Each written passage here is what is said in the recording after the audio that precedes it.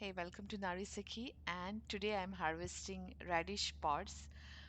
And this is the first time I'm harvesting radish, and some are dry and some are green. So the green ones I can cook and make vegetables, and the dry ones I'm going to dry and harvest seeds for next year.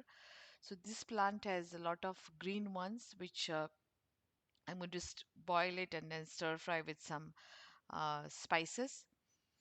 So when you grow radish and you harvest leaves and roots and some of the radish, you just keep it for harvesting the seeds. So when you harvest seeds, also you get a lot of pods, and this pods is nutritious. So here, some plants have a lot of green ones, some plants are dried depending on their stage.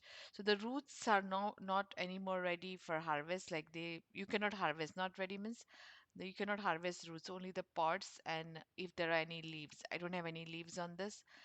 So this one is not yet ready for harvest, but this is beautiful green pods.